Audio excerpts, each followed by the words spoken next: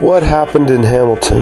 My wife's favorite singer-songwriter, surfer, slacker, god is Eddie Vedder. So every time Pearl Jam perform within 100 kilometers of our mutual residence, we intend, unless of course there's a succession of performances in a row. For example, Pearl Jam will play Toronto and Hamilton within a few days of each other. We don't go to both shows, we pick one or the other. This time we opted for Hamilton because the last time we saw Pearl Jam in Hamilton, they got really drunk and or high, played many encores, and the performance as a whole was far superior to the last performance we saw in Toronto. For my wife's birthday, I purchased us a pair of tickets to go see Pearl Jam for the 9th time. When I go to a concert, I like to go to the city of the performance in the early afternoon and make a day of it. Maybe hit up a museum, maybe laze about bookstores, maybe get wrecked in a local's apartment and argue about who became a bigger disappointment in the last 10 years, De Niro or Pacino. My wife and I cruised into Hamilton humiliatingly early in the afternoon. That cold,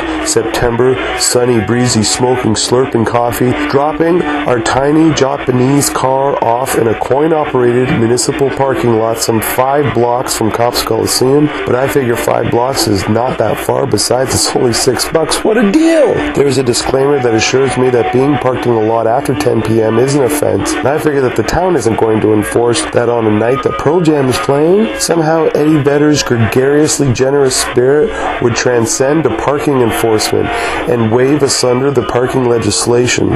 We park. We begin to plot exuberant exposition of Hamilton, Ontario. I want to peruse the art gallery of Hamilton because the last time we ventured into its near-empty hallways and display walls, it left a bad taste in my mouth, and I wanted to give Steeltown a chance to redeem itself for taking the cash without working the shaft last time. The only amazing thing about the Art Gallery of Hamilton is that they have the audacity to take your money and show you so little in return. Sculpture courtyards that lock behind you without warning, green netting dangling from a low ceiling, black and white photographs of some tart's vacation to Cuba. The African displays did their job of startling our timid suburban brains, but big dicks and pointy tits only surprise once or twice. You gotta give me something else. Art Gallery of Hamilton. There was a Volkswagen van covered with action figures that I enjoyed, but one stimulating display doth not a museum make. The French sculptures of brass men playing mandolins disturbed me, but beyond that, I felt robbed of $10 and my wife seemed bored. We're done with the museum. There was half a dozen free newspapers that I picked up during our walk. About to and fro, my wife suggested we dropped off the newspapers at the car, seeing as we had hours to kill. Making our way back the 6 blocks to the parking lot, I start to think of post-concert, post-walking around all day, post-dinner, post-inhaling what would turn out to be 4 hours of live music, cigarette, pot, and hash smoke. They sure do love them, smoke in Hamilton. I'm thinking maybe we should jettison our cheaply manufactured Japanese chariot into one of them highfalutin parking lots beside the Coliseum, of which there are many. But then I get to thinking, Ryan, don't be such a lazy middle-of-the-road suburban square. Just then a very thin black man, think Don Cheadle in Auschwitz, walking in front of me. He gums up a watery mouthful of suds, whilst marching along antecedent to my ample marshmallow frame behind him.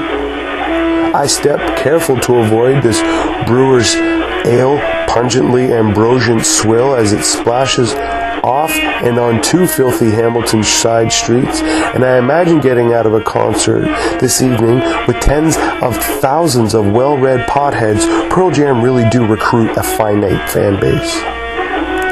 And I imagine blocks upon blocks of shaky, dark, pipe cleaner, thin, vomiting junkies, tweakers, crackheads approaching me for change, or better yet, my wallet. And we walked about Hamilton. These unfortunate chemical dependents seemed to appear on cue, as if to remind my wife and I just how unwelcome we are not within the city of Hamilton.